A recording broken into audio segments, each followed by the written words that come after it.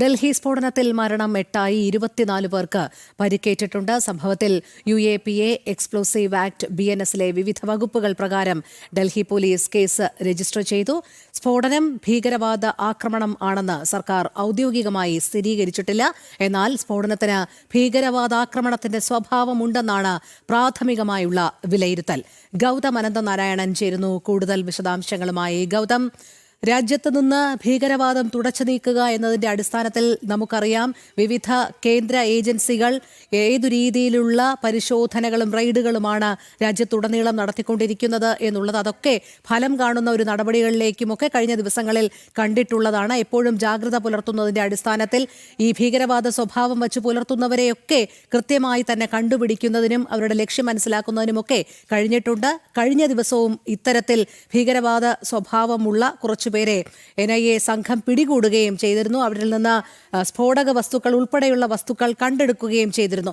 തൊട്ടു പിന്നാലെയുണ്ടായ ഡൽഹി സ്ഫോടനവുമായി ബന്ധപ്പെട്ട് ഇതിനേതെങ്കിലും തരത്തിലൊരു ബന്ധമുണ്ടോ എന്നാണോ മനസ്സിലാക്കാൻ കഴിയുന്നത്? ഒരുപക്ഷെ ഇതിൽ പ്രകോപിതരായ ആരെങ്കിലും ചെയ്തതാകാം എന്നുള്ളൊരു സാധ്യത കാണുന്നുണ്ടോ?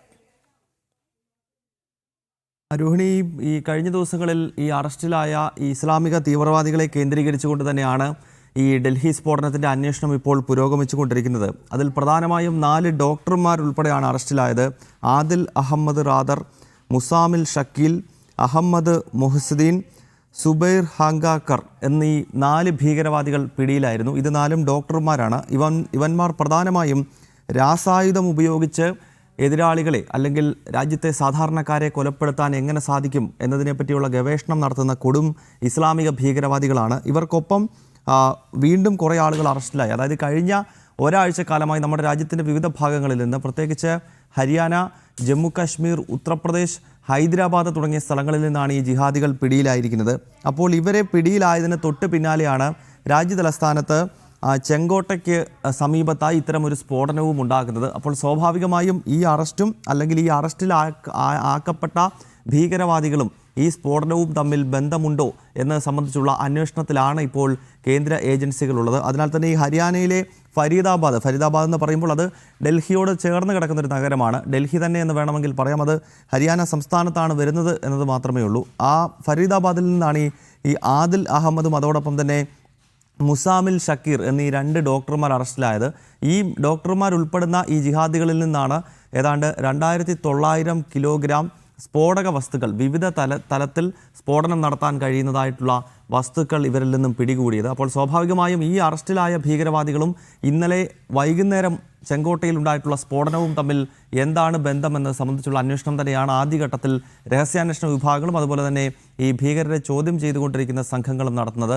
എന്തായാലും രാജ്യത്തെ സംബന്ധിച്ചിടത്തോളം വളരെ പ്രധാനപ്പെട്ട നിമിഷങ്ങളാണ്. കാരണം ഈ പ്രധാന നഗരങ്ങളിൽ സ്ഫോടനം നടക്കുന്ന ഒരു ശൈലി അടുത്ത കാലത്തൊന്നും നമ്മുടെ രാജ്യത്ത് ഉണ്ടായിരുന്നില്ല.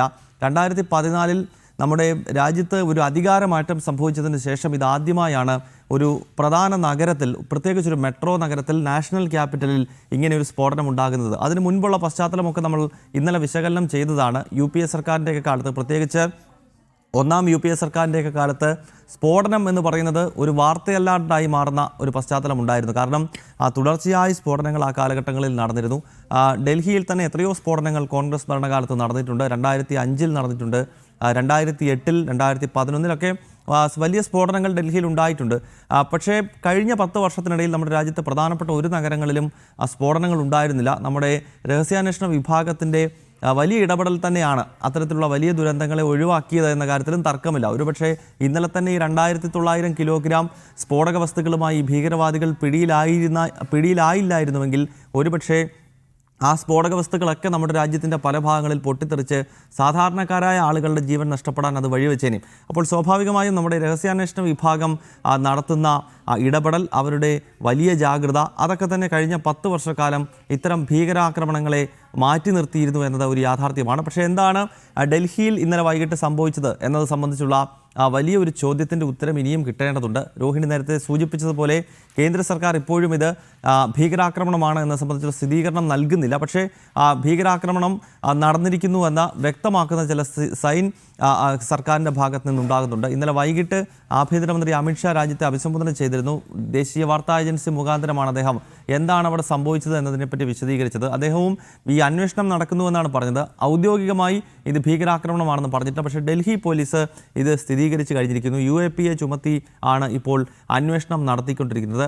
എന്തായാലും രാജ്യത്തെ എല്ലാ സ്ഥലങ്ങളിലും അതീവ ജാഗ്രതാ നിർദ്ദേശം നൽകിയിരിക്കുകയാണ്. ഒരുപക്ഷെ ഈ പല സ്ഥലങ്ങളിലായി സ്ഫോടനം ഉണ്ടാക്കിക്കൊണ്ട് വലിയൊരു പ്രശ്നം നമ്മുടെ നാട്ടിൽ ഉണ്ടാക്കുവാൻ, കാരണം നിലവിൽ സമാധാനാന്തരീക്ഷം നിലനിൽക്കുകയാണ്, അത് കെടുത്തുവാനുള്ള ശ്രമമാണ് ഈ ഭീകരവാദികളുടെ ഭാഗത്ത് നിന്നുണ്ടാകുന്നത് എന്ന കാര്യത്തിൽ സംശയമില്ല. നിലവിൽ സംശയിക്കുന്നത് ജെയ്ഷെ മുഹമ്മദ് പോലെയുള്ള ഭീകര സംഘടനകളാണ്. അതല്ലെങ്കിൽ ഈ അൻസർ ഗസ്വത് ഉൽ ഹിന്ദ് എന്ന് പറയുന്ന മറ്റൊരു മുസ്ലിം ഭീകരവാദ സംഘടന. ഈ രണ്ട് സംഘടനകൾ കേന്ദ്രീകരിച്ചുള്ള അന്വേഷണം ആരംഭിച്ചു കഴിഞ്ഞിരിക്കുന്നു. കാരണം ഈ കഴിഞ്ഞ ദിവസം രാജ്യത്തിൻ്റെ വിവിധ ഭാഗങ്ങളിൽ നിന്നും അറസ്റ്റിലായ ഈ ഡോക്ടർമാരുൾപ്പെടെയുള്ളവർ ഈ രണ്ട് ഭീകര സംഘടനകളുമായി ബന്ധപ്പെട്ടവരാണ്. ഒന്ന് നമുക്കറിയാം, ജെയ്ഷെ മുഹമ്മദ് എന്ന് പറയുന്നത് ഒരു കൊടും ഭീകര സംഘടനയാണ്. നമ്മുടെ രാജ്യത്ത് നടന്നിട്ടുള്ള പല സ്ഫോടനങ്ങൾക്കും പിന്നിൽ പ്രവർത്തിച്ചിട്ടുള്ള ഒരു സംഘടനയാണ്. പ്രത്യേകിച്ച് ഏതാണ്ടൊരു 1995 ശേഷം ഇങ്ങോട്ട് നടന്നേക്കുന്ന പല പ്രധാനപ്പെട്ട ഭീകരാക്രമണങ്ങൾ, അത് ഡൽഹിയിൽ തന്നെ ചെങ്കോട്ടയിൽ 2000 നടന്നിട്ടുള്ള ഭീകരാക്രമണമാണെങ്കിലും അതിനുശേഷം 2001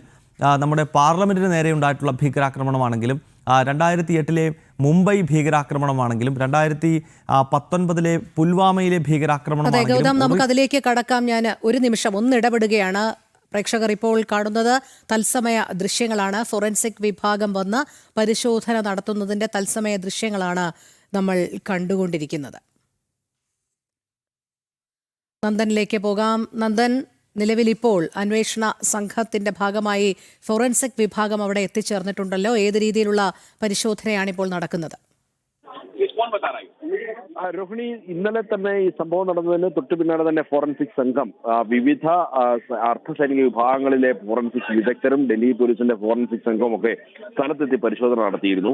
എന്നാൽ വെളിച്ചം ഇന്നലെ ഒരു പ്രധാന ഘടകമായിരുന്നു. ഇന്നലെ പകൽ വെളിച്ചത്തിൽ അത്തരം ഒരു പരിശോധന സാധ്യമായില്ല. തുടർന്നാണ് ഇന്ന് രാവിലെ പുലർച്ചെ മുതൽ ഇപ്പോൾ ഫോറൻസിക് സംഘം ഇതുമായി ബന്ധപ്പെട്ട തെളിവുകൾ, അതേപോലെ തന്നെ പരിശോധനയ്ക്കുള്ള സാമഗ്രികളും മറ്റും അവർ തേടിക്കൊണ്ടിരിക്കുകയാണ്.